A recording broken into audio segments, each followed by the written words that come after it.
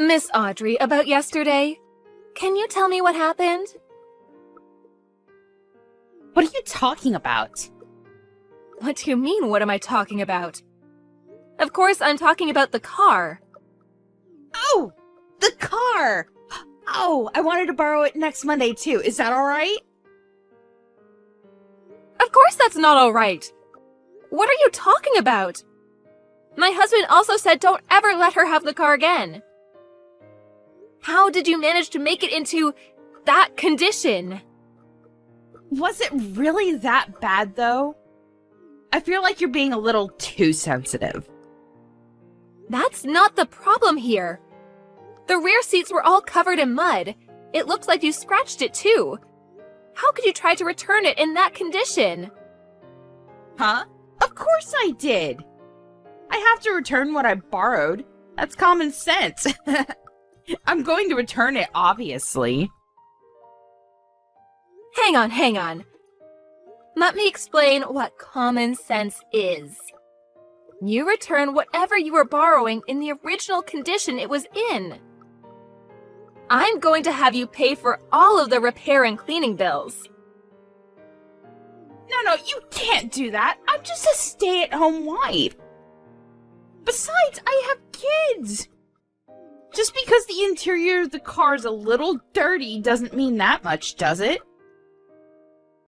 It was just a little dirty, though. You just said you were going on a picnic, but where did you go hiking? The deep woods? There were literally bits of pine all over the car, inside and out. How do you explain all of that?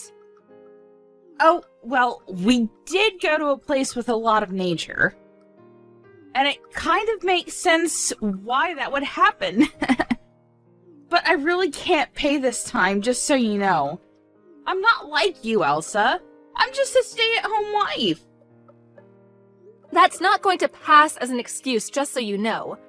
I'm going to have my husband reach out to your husband. He's going to know about what happened. Hang on. How does my husband have anything to do with anything? I just borrowed the car, seriously. If you bring him into it, it's just gonna make things annoying. Please don't. Okay, then pay up. I'll take you the invoices today. Ugh, I can't do that. Anyway, I'll be needing it next Monday. I'll have to borrow it all day. I hope you can have it fixed by then. I'm not lending you it again! You're seriously not going to pay us, huh? Nope, I'm not going to. It's not like I don't want to pay you. I literally can't pay you. Can't be helped, right? Ugh, and you're starting to get on my nerves. Old lady. Old lady? I'm literally only a year older than you. You definitely look at least 10 years older than I do. And don't you dare look down on me. I don't really care about stuff like that anymore. So let me get this straight. You completely trashed our car to the point where it needed repairs, but you have no intention of paying, is that correct? Look at you being all bossy. Yeah, that's a pretty good summary. When you lent it to me, it was basically your fault anyway. You're lending it to me. You should have predicted that kind of situation would come up. You never know what's going to happen. No one ever knows what's going to happen. I told you beforehand, didn't I? I said I didn't want to loan you my car. But if you needed to use it because you had to get a car, then you had to make sure you'd return it in its original condition. What? I don't remember you ever saying such a thing. Did I really say that? Stop messing around with me. If that's the attitude you want to have, we also have our own options that we can pursue. What? You're scaring me. What are your options? You said you were going on a picnic. You went with your friends, right? Yeah, sure. What does that have to do with anything? Why didn't you use your own car? Or maybe one of your friends' cars? Our car is tiny. It's not really designed for picnics. So I figured that your car was perfect for the occasion. Really? Does your husband know about this? About what? That I borrowed the car?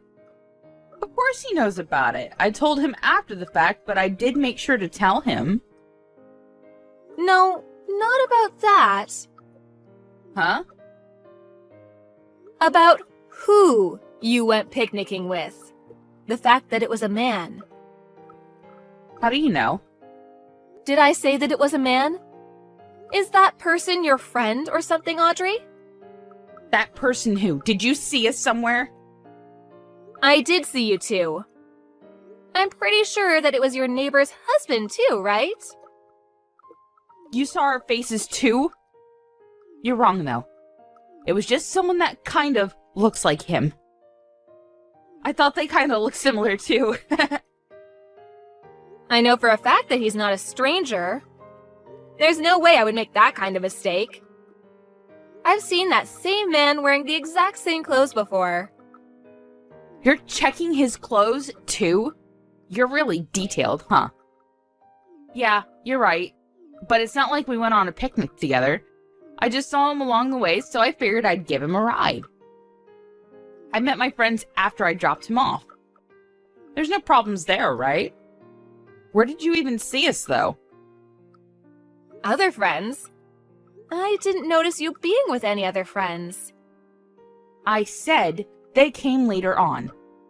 That's why when you saw me with the neighbor's husband, then later on, my friend showed up. Yeah, that's not possible. Huh? Why not? It's literally impossible. That man was the only person that rode in the car. What are you saying? That car has a drive recorder. Huh? That thing isn't a fake? No, of course it's not a fake. I don't normally look over the footage, but the car was in such bad condition when it was returned, I had to look over the content. It caught all your audio, too. You're lying. What are you talking about? I know why you did that. How you were able to make that car that dirty. I know exactly what happened. If you did that while you drove, it would scrape the car against the guardrail, too. Miss Elsa, I'm so sorry. Please delete the footage for me. There really is no picnicking at all. You really went to the mountainside. To do what, exactly? You even took your 3-year-old daughter with you. How could you do that? I'm sure the crap in the back seat was from when your daughter came back into the back seat with all the mud. If she was left alone for 3 hours, I'm sure she'd get pretty dang bored too. I'm sorry. I didn't have any bad intentions. I just didn't have any time to clean up. Can you keep this between us and not tell my husband? I'll pay for the damages, I swear. I'll pay for the cleaning and repairs. I'll even pay a little extra. Is that all right? You're definitely going to be paying for damages. Actually, the fact that you were doing something kids shouldn't be seeing, using a neighbor's vehicle, makes me never want to touch the car again. So, you'll be buying the car outright. What are you talking about? You know I can't do that. I don't even have that kind of savings. I've only got like $2,000 left. What do you want me to do? If you're going to be in that much trouble, why did you go out of the way to borrow my car? Well, if I use our car, there will be evidence left behind. And if someone saw the neighbor getting into my car with my daughter, everyone would know immediately what was going on. I figured if it was your car, it would be difficult for people to catch on. You're being super calculated about that kind of thing. Your stuff is all premeditated.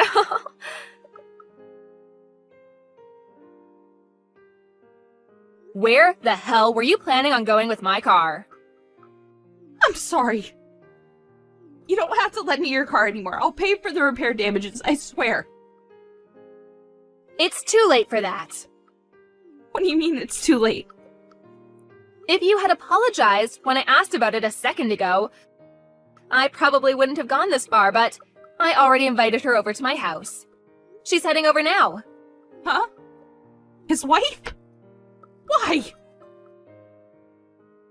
You should know the answer to that question.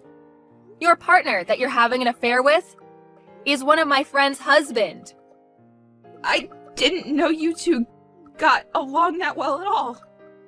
My oldest son was in the same class. They've always gotten along. She kept asking me about what was really going on with her husband because he was acting weird recently. I'm glad that I was able to help her out. Now she'll know why that is. Hang on a second. We're technically sister-in-laws, right? We're relatives. You're going to take your friend over your relative? I don't think you treat me as a relative. You literally just use me to get with your affair partner. I don't want you to be complaining now. That's not true. I totally respect and admire you. You're seriously too late now. I don't care what you have to say about any of that. Whatever, you're going to buy the car completely. And whether you're getting a divorce or not, I'm sure there's going to be some people asking for damages. Damages? Divorce? Just because of this one time? You know, based off of your conversation you were having in the car, I really don't think it was just this once. I forgot that the audio was also recorded. Just give up, seriously. I already had my husband reach out to him too. As soon as work is over, he's gonna be coming over to my house. If you want to come over too, you're more than welcome to come. You can explain it all yourself.